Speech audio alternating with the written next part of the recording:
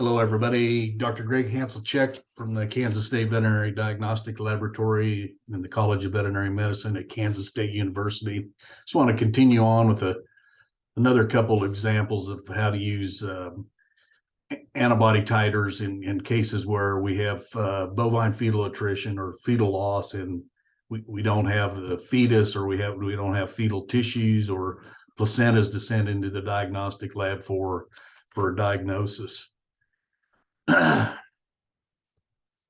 So here's an example of the difficulty of sending just one serum sample from an abortion outbreak or a fetal loss of outbreak that can present itself. And again, 3 to 5 samples are ideal from any group of opens, because we're going to be looking for trends in what the antibody titers tell us. And this is a case where there were quite a few fetal losses. One serum sample was sent in, and here's the results. Again, here at the bottom are our concern levels. So when the antibody titers from the animal get up to above these levels or at these levels, then we start becoming concerned. And so here's this cow's values.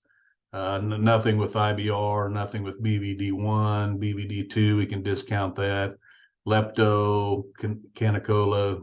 Now what we have we've got 2 serovars for lepto that are elevated. They're 1600, and that's above our 800 down there. It is common to see cross-reactivity where we'll see multiple serovars that are elevated, and this would be a concern. And this herd did receive a modified live with the VL5, the 5-way lepto vaccine about 7 months ago. But the issue is, okay, is this real? Are these 1600s real? Or is this biological variation? And the problem is, at this point, you don't really know, because again, we're looking for trends, we're looking for patterns. And so suggested to the veterinarian that 4 more samples from 4 different other cows would be sent in, and we could compare. And here's what the 4 other animals look like. So this is the original animal up here. And we can see across here, we don't have anything that is a concern. We would just look at this and say, this is normal. These are normal background levels. And this 1600 on this cow, she's 800 on Grippo. She has a pretty good immune system, and she just carries a higher antibody titer than the rest. And so again, from this, we'd probably say lepto is not something that we put high on our list of causing the issue. Another example, 97 cows were preg checked in November. They were found open in February. 5 of them were found open in February. And here's the 5 cows. If we look across here, IBR, we don't see anything here. BVD1, yep, we've got 1 there. That's elevated concern. And again, we're looking for patterns. So one elevated here is really not going to make the alarms go off. It's just going to be something to note. BVD type 2, nothing there. If we look across the leptos, whoa, we've got 4 out of the 5 lepto bovis that are elevated above 800. And so, yeah, this is really piquing our interest to say bovis may be a player in why these fetuses were lost.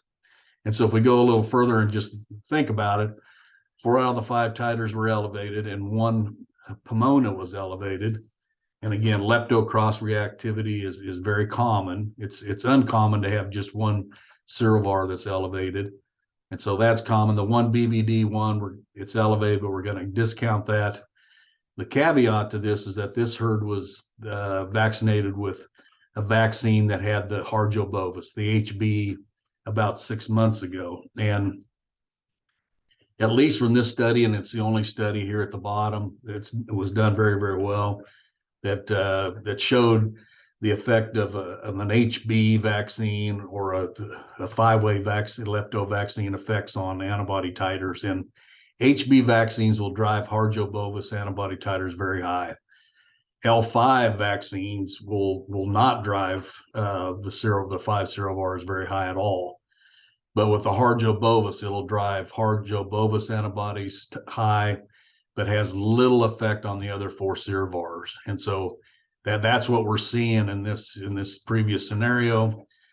So in this herd, if it hadn't used an HB vaccine, then I think we'd have every reason to say, you know what, we probably ought to pursue an Arjobovis, an association with this fetal loss. The fact they did use an HB vaccine, that's probably what we're seeing here.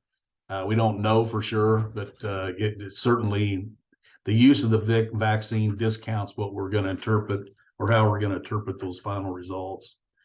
So again, I hope you enjoyed those cases. We'll keep putting those on our YouTube channel, KSVDL YouTube. Again, you can take a picture of that QR code and it'll send you right there. Thank you very much. We'll see you down the road.